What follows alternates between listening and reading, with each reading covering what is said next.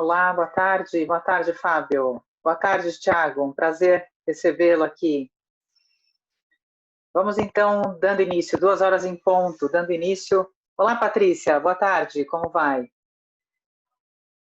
Então, estamos dando início a esse webinar da Câmara Britânica de Comércio e Indústria do Brasil. Eu sou Ana Paula Vitelli, presidente da Câmara, e vou usar esses minutinhos iniciais para falar a vocês que estão aqui nos assistindo rapidamente sobre a Câmara.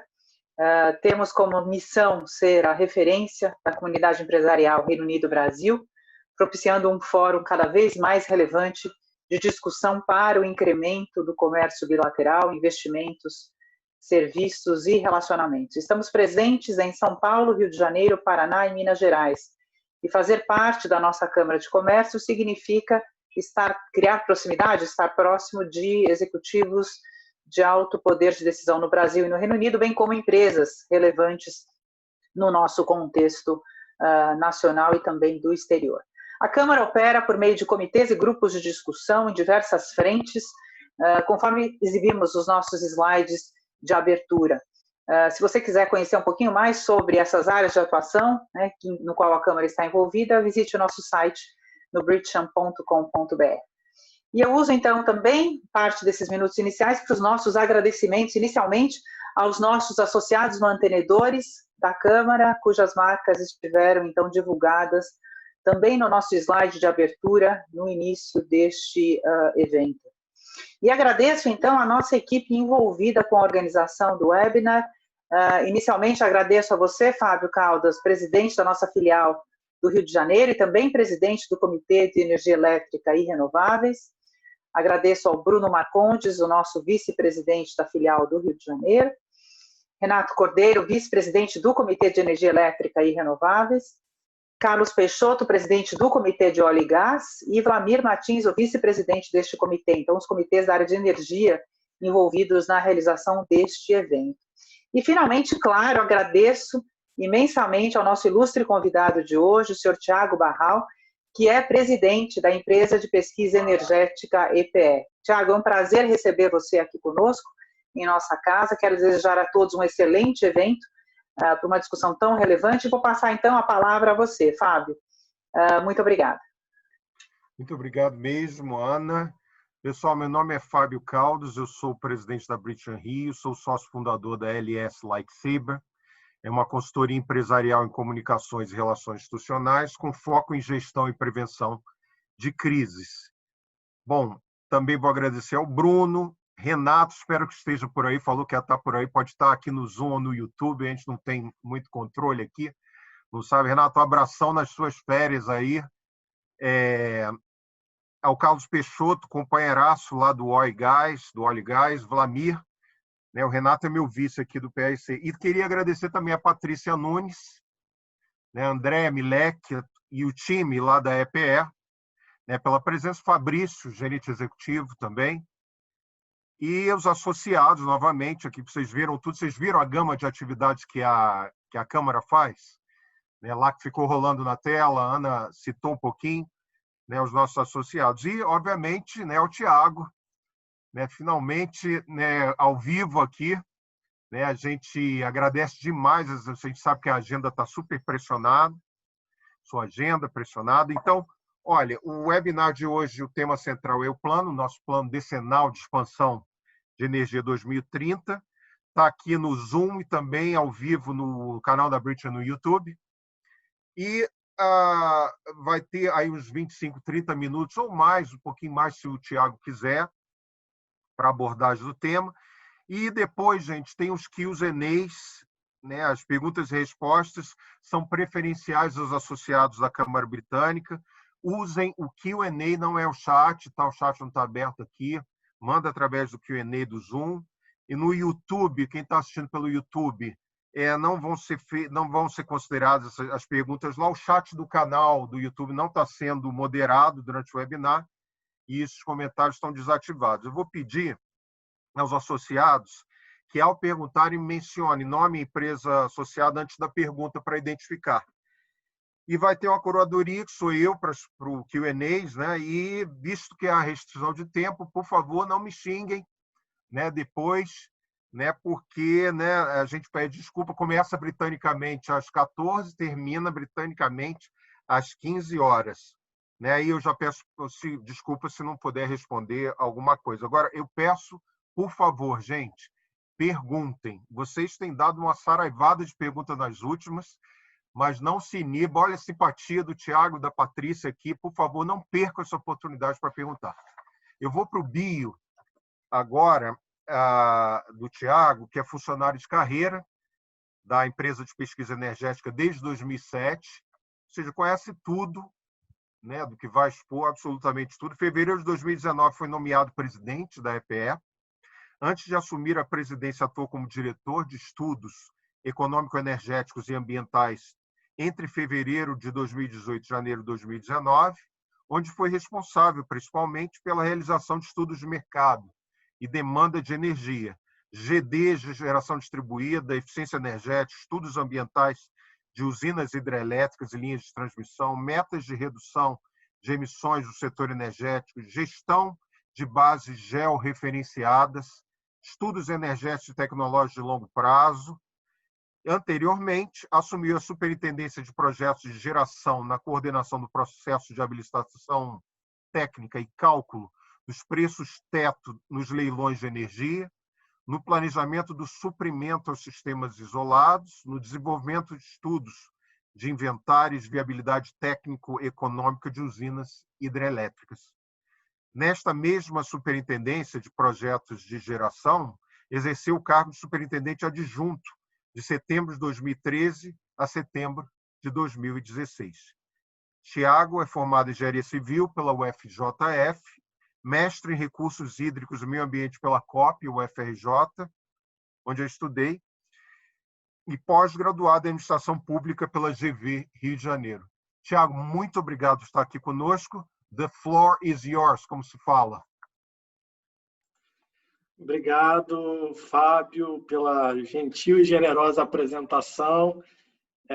Também agradeço, Ana Paula, pela honra aqui de fazer a abertura e de me receber aqui na BritCham.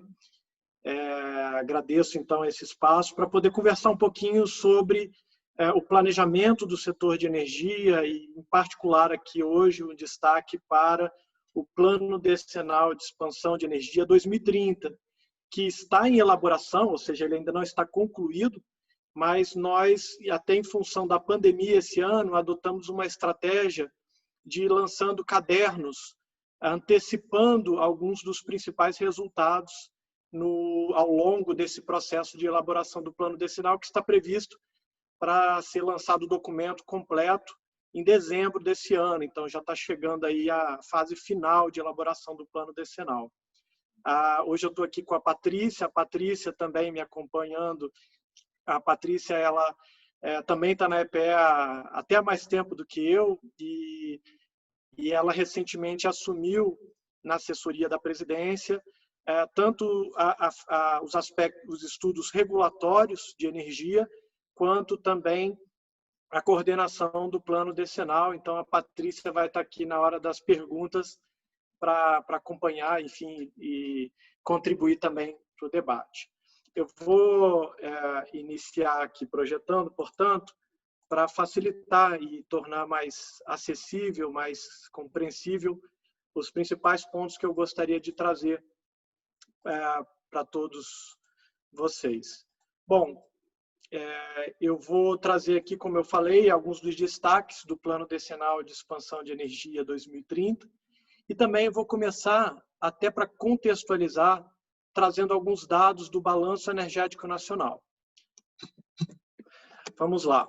Começando, então, eu iniciaria um histórico recente da matriz energética brasileira e da evolução da demanda e da oferta de energia no Brasil. Olhando, né, o desempenho da nossa matriz e, sobretudo, a oferta interna de energia no Brasil nos últimos 10 anos, o que nós percebemos? Que a crise econômica de 2015 e 2016 acabou mantendo a oferta interna de energia num patamar inferior àquele que nós tivemos pré-crise, 2019. Né? 2014, vocês podem perceber, foi foi um ano aí de maior demanda e oferta de energia no Brasil, e nós ainda não retomamos aquele patamar. A gente tem aqui também, a gente consegue perceber a participação das fontes renováveis na oferta de energia no Brasil. Em 2019, o patamar de 46%, um incremento em relação a 2018, muito graças à expansão dos derivados da cana, né, sobretudo o etanol, a expansão da energia eólica no Brasil e também do biodiesel. Né, foram os destaques que levaram a esse incremento no último ano da participação das fontes renováveis. Então, qual que é a cara da nossa matriz? Nós, como eu falei, temos 46% de fontes renováveis, e o grande destaque é a biomassa da cana, com 18% de toda a energia no Brasil, e a hidráulica, com mais de 12% de toda a energia. Então, a base hidroelétrica do Brasil ela tem um papel importante na nossa matriz. E as outras renováveis, em que a gente tem percebido aí um crescimento bastante importante, sobretudo da fonte eólica e, mais recentemente, da fonte solar. No campo das não renováveis, o grande destaque é petróleo e derivados, né? Os derivados de petróleo, gasolina, diesel, querosene, e que aí representam aí quase 35%, mais de um terço de toda a energia. E também destaque para o gás natural, com mais de 12%, né, de participação na nossa matriz. No caso do Brasil, o carvão tem uma participação da ordem de 5%, em média bastante menor do que outros países que têm na geração termoelétrica carvão um peso grande na sua matriz. Bom, o que eu gostaria de destacar em 2019, sobretudo na evolução aí em relação a 2018? Primeiro é que os grandes destaques, né, em termos de segmentos, de setores de consumo, transportes e indústria representam aí quase 2/3 de toda a demanda de energia no país, sendo que pelo segundo ano consecutivo o setor de transportes superou a demanda da indústria em termos de energia. O que influencia nessa participação? Primeiro é que o consumo de energia na indústria em 2019, portanto antes dos efeitos da pandemia, já vinha sofrendo, né, reduções de demanda. Então, em 2019, em relação a 2018, foi uma redução de 2,7% do consumo industrial de energia, sobretudo retrações no consumo de gás e carvão por conta da redução na atividade industrial, né? Então, isso afetou a participação. Por outro lado, no segmento de transportes, no setor de transportes, a gente viu um aumento de 3,3% em 2019 em relação a 2018. E os biocombustíveis foram um grande destaque nesse crescimento. Aí, etanol com crescimento de 11% e o biodiesel mais de 9% de crescimento. Bom, o que mais que a gente pode dizer? Que, embora os biocombustíveis representem uma participação muito importante, um grande destaque da nossa matriz em relação a outros países, o diesel ainda tem um papel predominante, né? Os derivados de petróleo, com destaque para o diesel, com mais de 40% da matriz de transportes, e a gasolina, com mais de 25% da matriz de transportes. Aí seguido pelo etanol, com um pouco mais de 20%. Entrando agora na matriz elétrica, né? A componente eletricidade da nossa matriz, o que a gente percebeu foi um aumento de 2,3% da demanda elétrica em relação, aliás, da oferta total de energia elétrica em relação a 2018, e aí o destaque, o crescimento da energia eólica e algumas flutuações da geração hidrelétrica e da geração termoelétrica em função da hidrologia, né, do comportamento da hidrologia. Isso é parte natural do processo aqui de gestão do sistema elétrico brasileiro. Resultado, em termos de participação das fontes renováveis na matriz elétrica, a gente mantém um patamar da ordem de 83% de renovabilidade da matriz, né? isso é muito graças... E aí a gente teve uma combinação nesse ano, em relação a 2019 em relação a 2018, tivemos uma leve redução da oferta de eletricidade por conta, enfim, do comportamento da hidrologia e um aumento da termoelétrica a gás para compensar essa variação das afluências. Além disso, o crescimento da energia eólica e da energia solar também se destacaram. E, nesse contexto, é interessante perceber que, em 2019, pela primeira vez, a geração eólica superou a geração a biomassa na matriz elétrica brasileira, né? Então, a gente vê aqui, principalmente a partir dos leilões de 2009, 2010, os projetos entrando, principalmente a partir de 2013, 2014, 2015, há uma aceleração, e essa é uma tendência, tá? É uma tendência de crescimento, de continuidade, não mais necessariamente com base nos leilões, mas inclusive com uma grande participação do mercado livre nesse crescimento. E aqui não está representada a solar, mas a solar vem numa trajetória um pouco retardada em relação à eólica, mas na mesma tendência. E aí eu concluo esse panorama sobre a nossa matriz, destacando que na última semana nós lançamos uma ferramenta que é o Balanço Energético Nacional Interativo, em que vocês podem ali brincar, né, com os números, uma série histórica de 50 anos, então é uma edição especial de 50 anos de série histórica sobre o setor de energia, em que todos vocês podem interativamente brincar com os números da nossa matriz de consumo por setor, por fonte, eletricidade, derivados de petróleo, enfim, tem aí uma gama de importação, exportação de energia, centros de transformação, tem aí o link, então eu convido todos. Esse é um novo formato para vocês poderem entender, explorar, e vocês podem escolher como querem exibir os gráficos, fazer o download das tabelas. Então, é uma ferramenta nova disponível no nosso site para quem quer explorar um pouquinho mais sobre as informações sobre o setor de energia. Agora, entrando aqui no plano decenal propriamente, ou seja, a gente olhou um pouquinho do passado e do presente, agora a gente vai olhar para frente, 10 anos à frente. Começando por energia elétrica, né? O plano decenal, e como que ele é construído? Nós construímos cenários econômicos de crescimento da economia, observando os diferentes setores da economia, e a partir de uma série de modelos, nós transformamos esse crescimento econômico, o crescimento populacional, né, e com as variantes regionais e tudo isso, e o perfil de renda e todas essas características, e aí temos uma série de modelos para transformar isso em demanda de energia elétrica, demanda de gás natural, demanda de derivados de petróleo, e assim por diante. Então, temos ali um conjunto de ferramentas de modelagem para analisar qual seria a demanda nesse horizonte decenal. E nós também temos um mapeamento da oferta potencial de energia, das várias fontes. Com isso, nós fazemos o balanço, oferta e demanda, e qual a infraestrutura necessária para garantir que oferta e demanda estejam em equilíbrio, de forma competitiva e sustentável.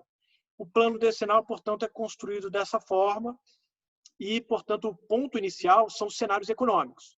Este ano, nós lançamos o primeiro caderno, que foi o caderno de economia, em que nós temos o cenário de referência e 2 cenários alternativos, um cenário otimista e um cenário pessimista, já refletindo os impactos da pandemia.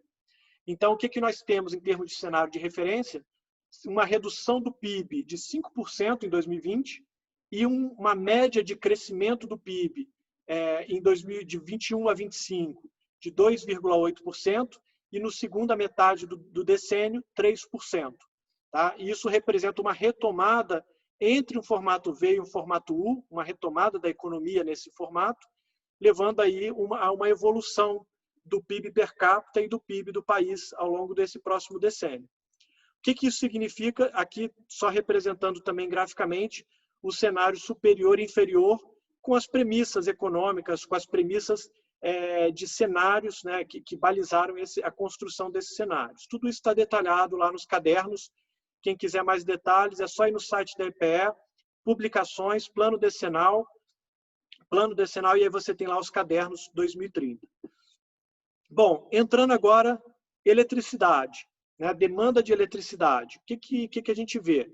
Em 2020, uma redução da demanda do consumo na rede de 2,7%, então o PIB cai 5%, o consumo na rede cai 2,7%.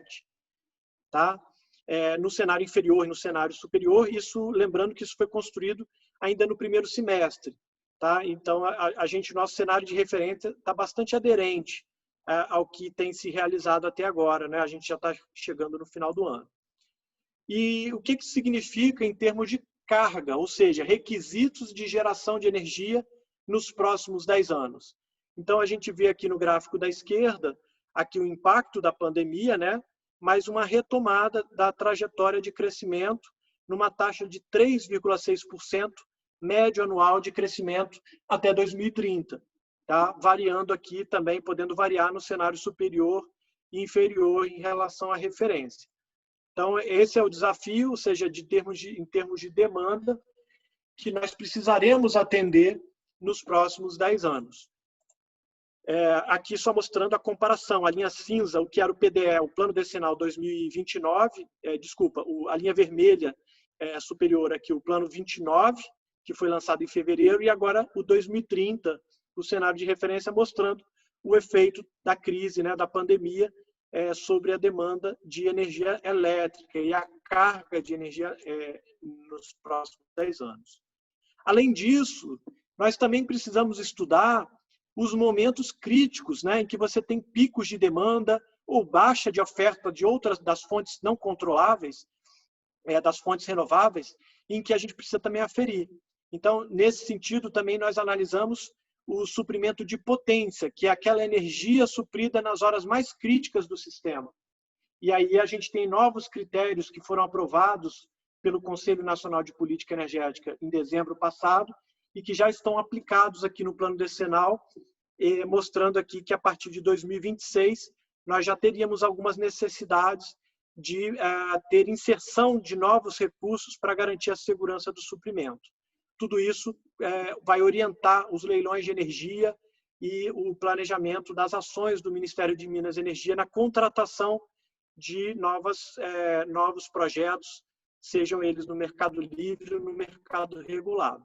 Então, aqui é só um balanço, uma ilustração desse balanço de potência, mostrando a contribuição das várias fontes, do azul das hidrelétricas, o vermelhinho das eólicas e solares, a biomassa e também das termoelétricas. E aqui mostrando, só para concluir essa parte, a forma como a energia eólica e a energia solar se combinam, né? Então, nós temos uma análise aprofundada do comportamento dessas duas fontes para mostrar como que o efeito portfólio contribui para a segurança do suprimento, para a segurança energética do país. Então, não basta só olhar uma usina isoladamente, mas a gente tem que olhar o portfólio, o conjunto, as variações regionais, para que a gente possa ter uma visão bastante completa e interessante da oferta de energia nesse contexto de quanto que nós precisamos agregar de nova capacidade no sistema. Outro destaque em energia elétrica é a expansão da geração distribuída, a micro e mini geração distribuída, que são aquelas usinas até 5 megawatts, que, de fontes renováveis ou cogeração qualificada, conectadas na rede da distribuição e que participam do sistema de compensação de energia, o famoso net metering, regulado pela resolução normativa da ANEEL 482. Ou seja, é um sistema em que a rede da distribuição é um reservatório virtual, e aí quando você não está consumindo a geração distribuída, você injeta isso na rede da distribuidora e adquire, né, créditos de energia, que você vai consumir esses créditos de energia quando não estiver gerando a energia, né, na sua residência, no seu estabelecimento ou na sua usina de micro e mini geração distribuída, mas esteja consumindo energia da rede. Então, esse é o sistema previsto no Brasil. E é importante que a geração distribuída fotovoltaica, ela deixou de ser um negócio pequeno, um negócio marginal. Só em 2019, ela foi a segunda maior expansão de capacidade no nosso sistema. Só perdeu para a hidrelétrica por conta da motorização de Belo Monte, que estava na etapa final. Esse ano, 2020, existe uma tendência que a geração solar fotovoltaica na modalidade de geração distribuída supera, inclusive, a geração termoelétrica como a maior fonte de expansão de oferta de geração. Portanto, é um negócio grande, né? Cada vez mais importante. Só que está envolto em incertezas regulatórias e políticas, sobretudo com relação a como fica esse sistema de compensação. Existe uma discussão no Congresso, na ANEEL, iniciada no ano passado e que ainda não está devidamente endereçada e, portanto, existem algumas incertezas sobre quando e em que condições esse sistema de compensação será reorganizado, né, para dar conta desse crescimento que a gente está vendo.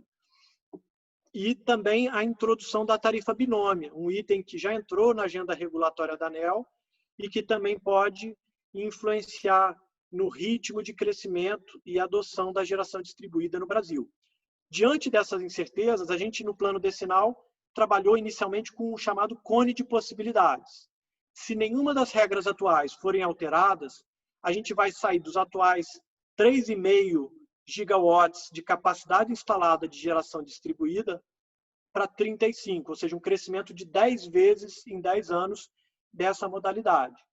E se houver, a partir de 2022, algumas mudanças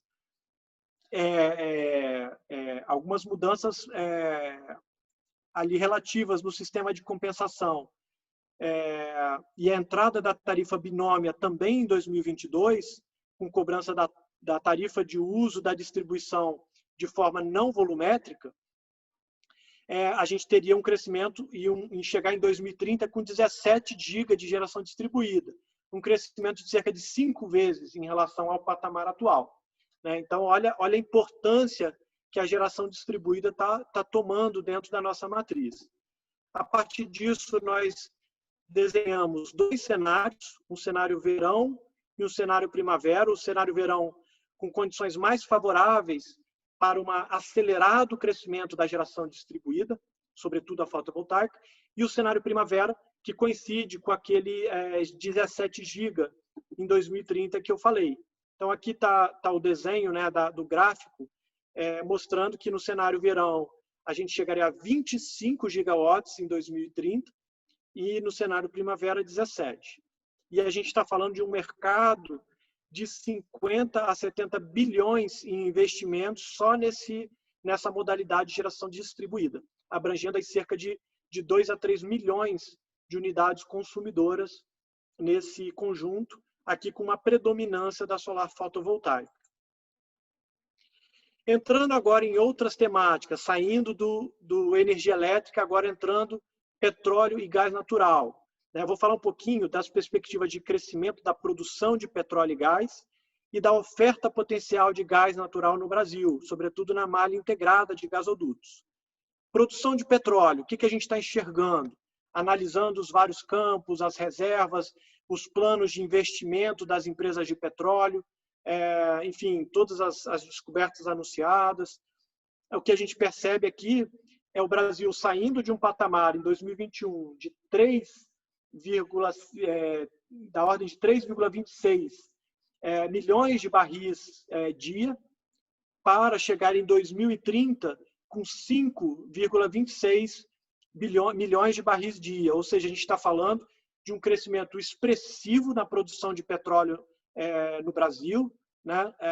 Grande parte aí já de reservas contempladas nos planos de desenvolvimento e de investimento das empresas, que não devem ser tão afetadas assim pela pandemia, e, portanto, isso aumentando o potencial de exportação do Brasil da sua produção de petróleo.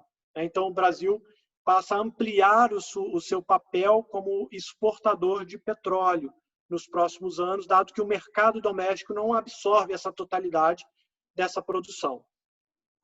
Com relação ao gás natural, o que nós percebemos também é um crescimento, né, uma projeção de crescimento da oferta. Aqui a gente tem um destaque nesse crescimento dos recursos contingentes, ou seja, aqueles que ainda não são reservas com planos de desenvolvimento devidamente aprovados e finalizados e com investimentos efetivamente anunciados, mas existe uma sinalização, isso aqui tem uma série de premissas aqui que estão detalhadas lá no plano decenal, mas a gente saindo aqui de 2021 da ordem de 130 milhões de metros cúbicos dia para mais de 270 milhões de metros cúbicos dia. Ou seja, esse é um dos elementos que fundamenta o esforço de abertura do mercado de gás, no novo mercado de gás, a discussão de um novo marco legal para o setor de gás, como uma forma da gente poder tirar o melhor proveito dessa oportunidade de incorporar de forma competitiva esse incremento da produção nacional de gás. Agora, entrando na oferta potencial de gás natural, ou seja, a gente estava falando de produção nacional. Agora a gente vai falar de oferta. Oferta significa olhar não só a produção nacional, mas toda a infraestrutura para disponibilizar essa produção para o mercado consumidor e também, obviamente, o exportação e importação, potencial de exportação e importação desse gás natural. Então, o que a gente observa aqui? As infraestruturas, por exemplo, de gasodutos, né, como a gente tem o Gasbol, a gente tem também os terminais de gás natural liquefeito, GNL, alguns terminais e UPGNs indicativos, ou seja, em estudo, em indicação, em que a gente ainda não tem certeza de em que momento e se de fato os investimentos serão confirmados, mas que mostram ali estudos já com algum nível de maturidade. Destacando aqui, então, a partir disso, nós fazemos uma análise da produção líquida que fica disponível na malha de gasodutos, e aí o que a gente percebe? A gente percebe aqui a oferta nacional oriunda para a malha integrada, a gente tem uma parte da oferta nacional que entra nos sistemas isolados, sobretudo lá da região norte, e a gente tem uma parte aqui absorvida nas UPGNs, no processo lá das atividades da UPGN, né, das UPGNs, que, enfim, vão resultar também na produção de líquidos, como GLP e outros. Então, o que a gente percebe aqui, nesse horizonte, um crescimento da oferta potencial aqui para a malha integrada, né, e de oferta potencial, da ordem de 73 milhões para 140 milhões em 2030. Quando a gente incorpora também, aí aqui a descrição do que é gás associado, gás não associado, gás em terra, mostrando o destaque do gás associado em mar, sobretudo aqui do pré-sal, que é essa faixa azul,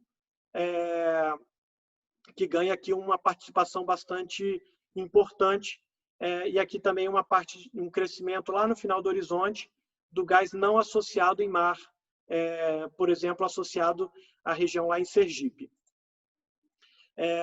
Quando a gente incorpora também o potencial de importação via gasodutos, aqui 30 milhões, e também pelos terminais de GNL, que somam 57, a gente tem a oferta total, né, potencial para a malha integrada, aqui de 137 para 175 milhões de metros cúbicos, podendo, obviamente, ser incrementado com aquelas ofertas indicativas de novos terminais de GNL que venham a ser implantados.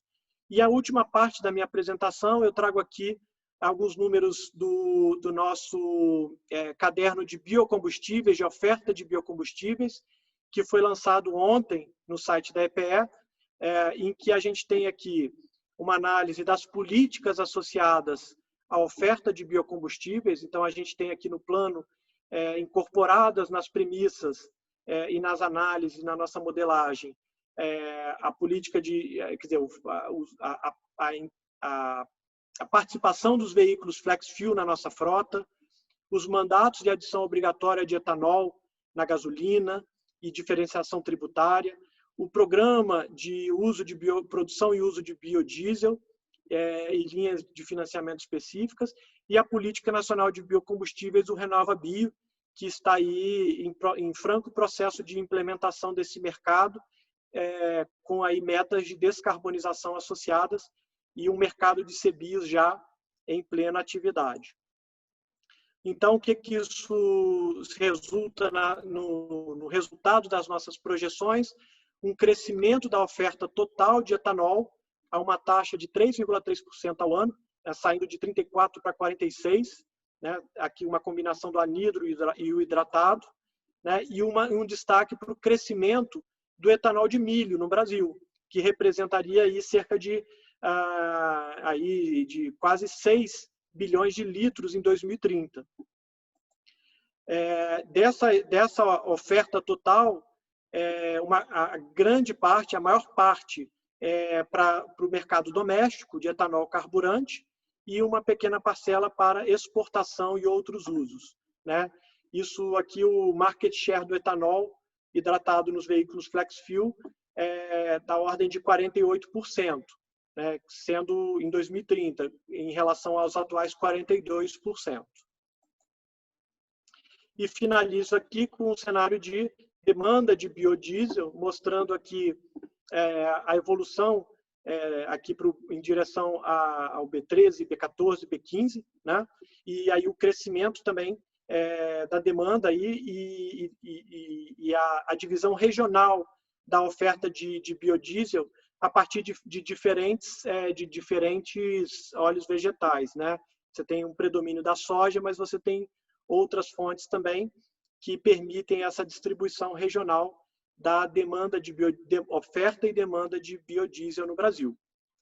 Com isso, eu concluo esse panorama e eu convido mais uma vez a todos que tiverem interesse em se aprofundar mais. A gente está lançando aí vários cadernos executivos, então com as informações de uma forma bem acessível, né? Está lá no nosso site. E por aí vem outros cadernos, como o caderno de preços de combustíveis, cadernos associados ao planejamento da transmissão, que é um item muito importante também. E em dezembro, a previsão de colocar o relatório completo, aí sim, com todo o detalhamento, com as análises, né, de uma forma mais densa, mais detalhada, para aqueles que quiserem, né, tiverem interesse em se aprofundar e entender, né, com maior profundidade os fenômenos aí, as tendências, os riscos, os diferentes cenários associados à oferta e demanda de energia nos próximos 10 anos. Lembrando que a gente também lançou o Plano 2050, o Plano Nacional de Energia 2050, para consulta pública. A gente agora está analisando todas as contribuições e, com isso, a gente passa a ter aí, completar um rol de instrumentos de planejamento, a partir dos quais derivam-se vários planos de ação, como, enfim, e até o aprofundamento de algumas lacunas de conhecimento, de algumas lacunas de entendimento e de políticas que a gente vem a identificar. Então, com isso, Fábio, eu vou concluir por aqui a minha apresentação, para que a gente possa ter aí o tempo também para as perguntas, e colocar aqui não só eu, mas toda a nossa equipe da EPE à disposição da Britcham e dos associados para discutir os temas e para que a gente possa cumprir a nossa missão institucional. A EPE é uma empresa pública federal vinculada ao Ministério de Minas e Energia. Tudo que nós produzimos são informações gratuitas, justamente para que todo o mercado possa dispor de dados, informações, referências confiáveis, gratuitas, para nortear as suas decisões de investimento, as suas discussões sobre planos de negócios e também poder ter uma participação ativa na discussão sobre as políticas de energia no Brasil. Então, mais uma vez, Fábio, Ana e todos aqui, eu agradeço mais uma vez e devolvo a bola para a gente poder agora fazer enfim, conversar um pouquinho aí sobre as perspectivas. Obrigado. Obrigado, Tiago. Parabéns pela apresentação, é super estruturada, muito clara. Já tem gente aqui perguntando se os slides vão estar disponíveis. Bom, a apresentação vai estar disponível, né? Logicamente, basta ir no YouTube, está gravado, está lá. E aqui trocamos umas mensagenzinhas aqui com a Patrícia, né? E aí pode disponibilizar, já que, como falou, é tudo público, né? Então as informações. Me chamou particular atenção a iniciativa do balanço interativo. Fantástico aquilo ali. Parabéns mesmo. Tem perguntas, aqui, já tem algumas perguntas aqui. O Fernando Coelho, da March Seguros. Bom, primeiro está todo mundo parabenizando, né? A representatividade do gás na matriz energética do Brasil será cada vez maior e ultrapassará a representatividade do petróleo em alguns anos. Como você acredita que nestes próximos anos serão distribuídos os investimentos em ambos os segmentos? Haverá uma tendência maior para a operação de gás? Depois tem mais duas aqui, perguntas para o Tiago e para a Patrícia. Câmbio. Obrigado pela pergunta. De fato, o mundo está passando por uma transição energética, né? E no sentido de uma redução da pegada de carbono da matriz, e a indústria do petróleo está muito atenta a isso, né? De se reinventar. Obviamente que isso não acontece da noite para o dia, mas a gente está percebendo aí movimentos nesse sentido, de diversificação de portfólios, enfim, de maximizar o retorno das reservas e que já estão aí no radar das empresas, né? E, obviamente, que a disputa pelo market share internacional entre os países exportadores de petróleo vai se acirrando, né? Vai se tornando cada vez mais acirrada, né? E isso, num contexto também geopolítico cada vez mais desafiador. Então, a pandemia também veio, né, de alguma forma, trazer alguns impactos também sobre as perspectivas para o setor de petróleo. Bom, como que a gente vê? O Brasil tem reservas muito importantes e interessantes de petróleo e tem uma tendência a se firmar como um país cada vez mais exportador. Então, como a gente viu, o Brasil ele tende a ter um incremento da produção muito destinada à exportação também. Tá? Então, a maior parte do crescimento vai ser endereçada à exportação. E as características do petróleo brasileiro têm se tornado cada vez mais valorizadas em função de requisitos, por exemplo, de teor de enxofre para combustíveis em navegação, em vários mercados, o que tem valorizado também o petróleo brasileiro. Então, essa é uma tendência. E, a longo prazo, a mudança do setor de petróleo ela vai se dando a partir do consumo, né, dos consumidores, da forma como se consome energia. À medida que você vai migrando de uso final do petróleo, de derivados de petróleo, para outras fontes. Em alguns casos, com eletrificação dos usos finais, em outros casos, com a maior participação dos biocombustíveis, em outros casos, substituição de derivados de petróleo por gás natural, e alguns outros casos, por exemplo, a gente pode ver um incremento do hidrogênio, seja ele de origem de reforma do gás natural, né, ou também até de energia elétrica renovável, por exemplo, ou até de gaseificação de carvão, hidrogênio de carvão com captura de carbono. Ou seja, são várias possibilidades. O ritmo em que essa redução da participação do petróleo na matriz global e também no Brasil vai ser ditado por essas políticas e pelo ganho de competitividade e velocidade de avanço da inovação em soluções de redução da descarbonização. Nesse contexto, o gás natural ele vem ocupando um espaço. Então, o gás natural ele tem um mercado que ele pode ocupar no setor de transportes, por exemplo, caminhões, a GNL, ele tem um papel a cumprir nos sistemas isolados, ele tem um papel a cumprir no setor elétrico, né, para complementar as demais fontes e garantir a segurança energética, e ele tem um papel, sobretudo, importante na indústria a cumprir. Obviamente que, para que isso aconteça, é necessário que haja políticas consistentes e atração de investimentos e confiança nesse mercado. E é isso que o governo federal tem feito no sentido de ampliar as oportunidades para investimentos, seja em gasodutos de escoamento, seja em unidade de processamento, seja em terminais de GNL e seja em gasodutos de transporte e estocagem de gás natural. Né? Tudo isso buscou se endereçar na nova lei do gás que está em tramitação agora no Senado Federal. Então, a gente vê com bastante atenção e importância esse marco legal para que a gente possa ter essas sinergias e esses avanços que a gente vê como potencial para o mercado de gás. Eu acho que é isso. O petróleo, com essa participação maior na exportação, uma tendência à substituição do petróleo de forma gradual no consumo, inclusive no mercado doméstico, e um protagonismo maior do gás natural, sobretudo no setor industrial, transportes e setor elétrico. Obrigado, Tiago. Tem várias perguntas aqui. Eu vou pegar na ordem aqui. O Antônio Dias perguntou: o Brasil... Bom, primeiro ele parabenizou. O Brasil tem uma matriz energética muito bem equilibrada, mas para o usuário final, indústria e residencial, o Brasil tem uma das tarifas de energia mais caras do mundo.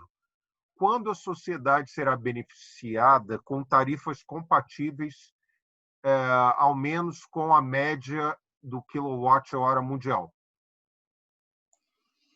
Bom, essa é uma pergunta complexa. Ela envolve várias dimensões, né? A tarifa ela é uma pilha de vários custos, né? Então, tem custos de geração, tem custos de transmissão, tem custos de distribuição, tem encargos, bastante encargo e bastante imposto, né? Tributos. E aí cerca de 40% dessa composição está nessa categoria de encargos e tributos. Então, como é que eu vejo? A gente tem que entender a dinâmica que afeta os custos de cada uma dessas componentes. Né? Na componente geração, a gente tem que... E aí, na componente geração, transmissão e distribuição, a gente tem que tomar cuidado para não achar que dá para fazer milagre. A redução da tarifa, ela não se dá por decreto. Eu acho que essa lição nós já aprendemos no Brasil. Eu imagino que muitos de nós tenham já vivido o suficiente para entender, né, e perceber que tarifa não se reduz por decreto, né?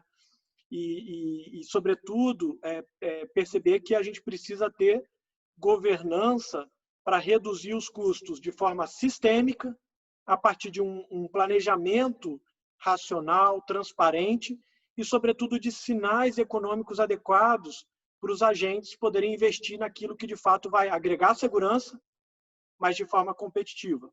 Né?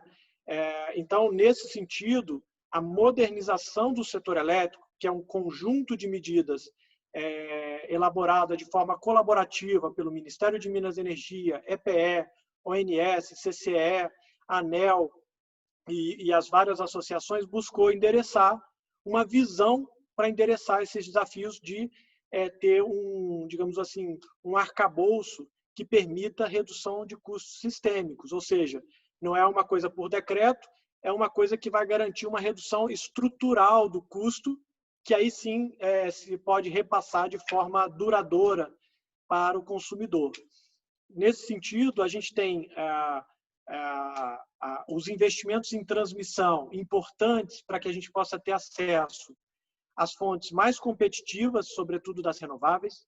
A gente tem aí uma missão importante de integração da geração termoelétrica em bases competitivas, né, colocando as diferentes modalidades de oferta de geração termoelétrica a gás para competirem, né, para mostrar qual dessas modalidades se mostra mais adequada sob uma ótica de custo e benefício para o sistema. E nós precisamos também endereçar o desafio dos encargos. do setor. Ao longo dos anos foram sendo agregados vários encargos e muitas vezes gerando distorções na estrutura de incentivos aos agentes. Então, um exemplo que a gente tem são a energia incentivada, que tem desconto no fio para as fontes incentivadas, eólica, solar, biomassa e tal, só que isso resulta em algumas distorções que faz com que os agentes acabem migrando para o mercado livre, não porque encontram ali um ambiente mais competitivo e uma oferta de energia mais bem customizada, mais bem desenhada para as suas necessidades, mas porque deixa a conta para os outros pagarem lá no ambiente regulado. Então, eu acho que tem várias distorções, né? E aí eu acho que a gente tem que ter, como setor, a gente tem que construir consensos mínimos e ter foco e ter, digamos assim, atenção para uma dessas distorções a gente ir endereçando, né? Então, acho que é um trabalho hercúleo, em alguns casos, né, meio que de formiguinha, a gente tem que ir passo a passo, mas a gente tem que ter clareza da direção e que todo o setor possa entender isso e contribuir no consenso político necessário para que isso possa avançar. Eu acho que com esse ambiente de transparência, governança, transparência no planejamento, transparência na operação e correção nas distorções dos encargos e tributos, a gente vai caminhar de uma forma estrutural para uma energia competitiva. Obrigado, Tiago. As respostas bem sharp em cima das perguntas. Olha, gente, a Patrícia tem postado uns links aí importantes sobre o balanço interativo, né, onde achar as informações da EPE. Ela tem postado aí no Q&A, dá uma olhada lá, porque ela tem incluído todos os que estão participando aqui, todos os attendees aqui, tá? Não deixa de ver. Tiago, olha só, bom, tem gente aqui, o Celso Fiore mandando um abraço, parabenizando, tem gente elogiando os serviços sendo prestados para os brasileiros pela EPE, e temos aqui uma pergunta do querido Richard Taylor, né, da Tech Ventures, parabenizando também, e está ligado com a pergunta que eu ia fazer, que é assim, como você espera que o desenvolvimento do carbon trading e os acordos esperados da COP26 influenciem os novos projetos e a matriz de fontes de energia no Brasil? E a minha pergunta era mais assim, qual o impacto de mudança do clima, né, no plano decenal? Tem a ver com isso também, aqui mais mecanismo dele, o meu é mais direto na natureza, no físico, mas aí fica essa pergunta aí para você, do Richard, e a minha aí. Câmbio. Richard, obrigado pela pergunta, Fábio também. Super interessante esse ponto. Lembrando que o plano decenal ele é um instrumento oficial da política nacional para o clima. Então, ele é um dos instrumentos de monitoramento da política nacional para o clima. E não é por outra razão que no plano decenal, no relatório final, a gente apresenta ali as emissões de carbono associadas ao setor de energia na projeção, né, dos próximos 10 anos, como uma forma de evidenciar, né, a contribuição, a participação do setor de energia na política e no cumprimento, né, da NDC, né, dos compromissos do Brasil no Acordo de Paris, do qual o Brasil é signatário. Além disso, então lá a gente tem intensidade de carbono do setor de energia, emissão per capita, e de fato o Brasil, a emissão de energia per capita do brasileiro, ela é muito mais baixa do que a maioria dos países desenvolvidos e até que alguns países em desenvolvimento, por duas razões. Primeiro, porque o consumo per capita de energia no Brasil ainda na média é pequeno, pelas desigualdades que nós temos no país, sociais, que se refletem nos padrões de consumo de energia, e também porque a gente tem, como eu mostrei lá no meu início da apresentação, uma participação muito relevante das fontes renováveis, aliás, das fontes limpas, porque a gente inclui também a energia nuclear como uma tecnologia não emissora da nossa matriz. Então, isso resulta numa emissão per capita relativamente baixa. Agora, respondendo às perguntas, né? Como que as mudanças climáticas afetam a energia? A gente, no Plano 2050, nós temos uma seção dedicada só a isso, né? Então, que a gente discute isso. Como a gente viu, a participação das renováveis na matriz brasileira ela é muito representativa. E isso traz, obviamente, uma vulnerabilidade, porque são as fontes renováveis as mais vulneráveis às mudanças climáticas. A biomassa, se você tem efeitos climáticos adversos, a sua produção de cana-de-açúcar e de outros insumos para os biocombustíveis pode estar vulnerável. Da mesma forma, a hidrelétrica, né, em que você pode ter padrões, né, extremos de estiagem, de cheia, que afetam o padrão. Só para a gente ter uma ideia, o mês de outubro de 2020, agora, da série histórica de 90 anos, foi o mais seco na região sudeste, em relação ao aporte de água nos reservatórios hidrelétricos, em 90 anos. Olha só, né, a atenção que a gente tem que ter a isso. Então, isso é algo que nós temos que evoluir. Existem muitas incertezas, existem dificuldades, né, da gente quantificar, mas o risco está presente e a gente precisa cada vez mais incorporar isso. Nós rodamos, inclusive, alguns cenários de alteração desses padrões no Plano 2050. Outra coisa, e aí já falando, né, dos mercados de carbono, o Brasil ele iniciou no setor de energia um mercado de carbono muito interessante, que é o RenovaBio, em que as distribuidoras de combustível têm obrigações, metas de participação dos biocombustíveis na sua mistura, levando a uma redução de cerca de 10% na pegada de carbono ao longo dos próximos 10 anos na matriz de transportes ali, de combustíveis. E aí isso se dá através de um mercado de CBIOS, de certificados de produção de biocombustíveis, que valorizam também a eficiência no ciclo de vida da produção do biocombustível. Então, tem todo um processo de certificação e esses CBIOS são negociados na Bolsa, na B3, e a gente está vendo agora esse mercado ganhando fôlego e força aí, ao longo desses últimos meses.